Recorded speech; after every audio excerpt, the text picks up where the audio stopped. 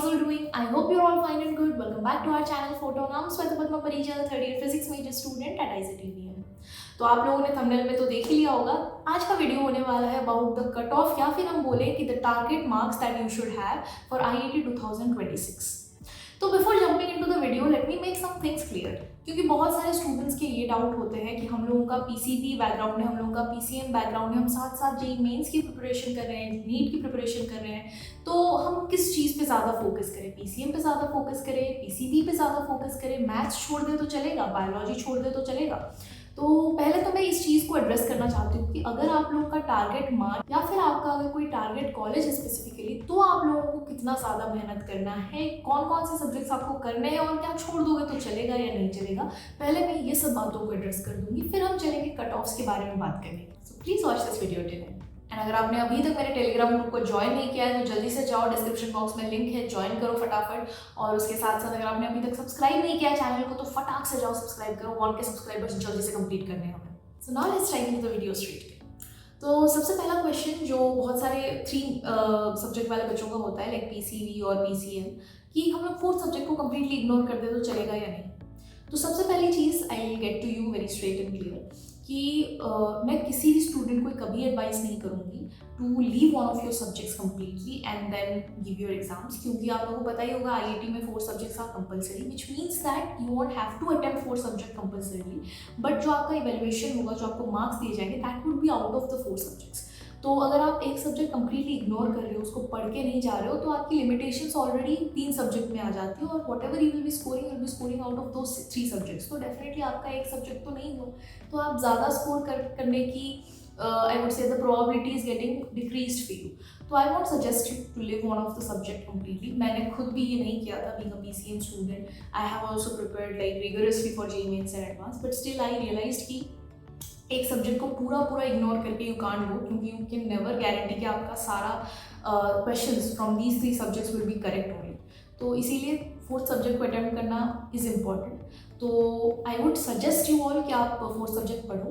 But then वो बात आ जाती है कि बहुत सारे बच्चे ऐसे होते हैं जो लोग अभी एक कन्फ्यूजन स्टेट ऑफ माइंड में है, विच आई कैन ऑल्सो अंडरस्टैंड, क्योंकि आई नो कि आप लोगों के पेरेंट्स या फिर आप लोगों की जो फ्रेंड सर्कल है, आप वहाँ पे बहुत ज़्यादा नीट या फिर जेईई ओरिएंटेड बच्चों को देखते हो, तो आप अभी अपना माइंड मेकअप नहीं कर पा रहे हो कि आपको करना क्या है अपनी लाइफ में। You want to go to research कि हाँ थोड़ा बहुत रिसर्च कूल तो लग रहा है, बट अगेन आपको जेईई भी अच्छा लग रहा है, सो या फिर आपको नीट भी अच्छा लग रहा है। So I can understand this state of mind. तो उन बच्चों के लिए आई वुड से कि आपका जो स्ट्रॉन्ग सब्जेक्ट है इस वक्त, let's say that is PCM और PCB, आप उस पर बहुत ज़्यादा ध्यान दो, क्योंकि हम ऐसा नहीं बोलेंगे कि एट द एंड आपके पास एक ही ऑप्शन रह जाए, बस IIT का एग्जाम देना और आइजर्स में जाना, क्योंकि that would be very bad.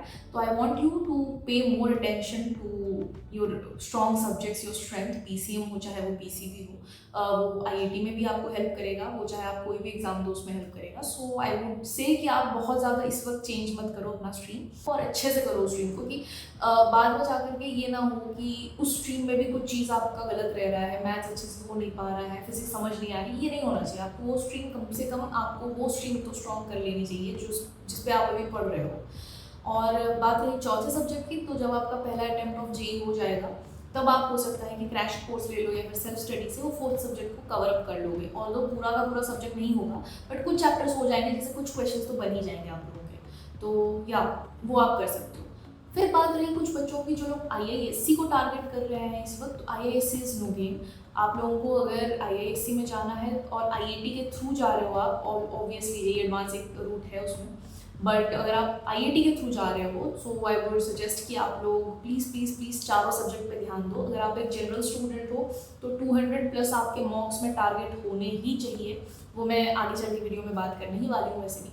तो या आपको 4 सब्जेक्ट्स डेफिनेटली अटेम्प्ट करने हैं। अगर आप सिर्फ 3 सब्जेक्ट्स अटेम्प्ट कर रहे हो तो ये टारगेट पाना बहुत मुश्किल है। सो प्लीज़ मेक श्योर कि आप ये 4 सब्जेक्ट्स को अटेम्प्ट कर रहे हो, and also please make sure कि आप लोग ये 4 सब्जेक्ट्स को रिगरसली कर रहे हो। जितने आर्डेंटली नीट के स्टूडेंट्स PCB करते हैं, उतना ही आर्डेंटली आपको मैथ्स करना है, और similar goes with JEE as well.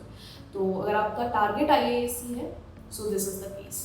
फिर बात करते हैं about the expected cut offs, क्या टारगेट आप लोगों को सेट करने हैं while solving मॉक्स।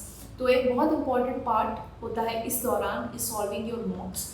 And also it is the time जब आपको मॉक में एक टारगेट नंबर अचीव करने के लिए मेहनत करनी है। आई वोंट से कि आप जब पहली बार मॉक दोगे तब आपके उतने नंबर रहेंगे, बट टारगेट आपका वही होना चाहिए। इट शुडंट बी लाइक कि जितने आ रहे हैं उतने और एनालाइज नहीं करें पेपर को।